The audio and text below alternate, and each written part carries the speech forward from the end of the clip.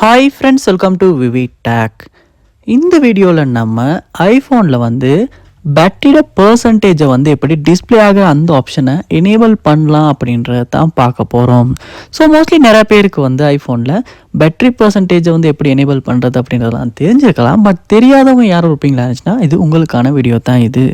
So வாங்க வீடியோக்குள்ளே போகலாம். வீடியோ கடைசி வரைக்கும் ஸ்கிப் பண்ணாமல் பாருங்கள். இது தான் நம்ம சேனலுக்கு ஃபர்ஸ்ட் டைம் வந்திருப்பீங்களா இருந்துச்சுன்னா நான் தான் விக்னேஷ். மறக்காம நம்ம சேனலை சப்ஸ்கிரைப் பண்ணிட்டு அப்படியே பார்த்துல பெல் ஐக்கனையும் கிளிக் பண்ணிடுங்க. அதாவது உங்கள் ஐஃபோனில் மேலே இந்த கார்னரில் பேட்டரி ஐக்கன் உங்களுக்கு காட்டும். ஸோ ஆனால் பர்சன்டேஜ் ஐக்கன் இப்போ ஷோ ஆகலை. ஸோ நம்ம எப்படி எனேபிள் பண்ணோம் அப்படின்னு அந்த பர்சன்டேஜ் ஐக்கன் ஷோ ஆகிறதுக்கு உங்கள் ஐஃபோனில் செட்டிங்ஸ் உள்ள போயிருங்க. போனதுக்கப்புறமா செட்டிங்ஸை கீழே ஸ்க்ரோல் பண்ணுவீங்களா இருந்துச்சுன்னா பேட்ரி அப்படின்ற ஒரு ஆப்ஷனாக பார்க்கலாம். அந்த ஆப்ஷனை கிளிக் பண்ணுங்கள்.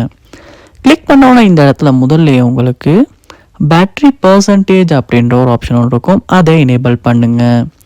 எனேபிள் பண்ணோடனே பேட்ரி ஐக்கனுக்கு மேலே பேட்டரியோட பர்சன்டேஜ் ஷோ ஆக ஸ்டார்ட் ஆகிரும். ஸோ இப்படி தான் ஐஃபோனில் பேட்டரியோட பர்சன்டேஜை நம்ம ஷோ பண்ணுற அந்த ஆப்ஷனை எனேபிள் பண்ணுறது. ஸோ இந்த வீடியோ உங்களுக்கு ரொம்பவே யூஸ்ஃபுல்லாக இருந்திருக்கும்னு நினைக்கிறேன். இது போல் நிறைய வீடியோ பார்க்கணுன்னா கண்டிப்பாக நம்ம சேனலை சப்ஸ்கிரைப் பண்ணுங்கள். அப்படியே பார்த்துல பெல் ஐக்கனையும் கிளிக் பண்ணுங்கள். தேங்க்யூ.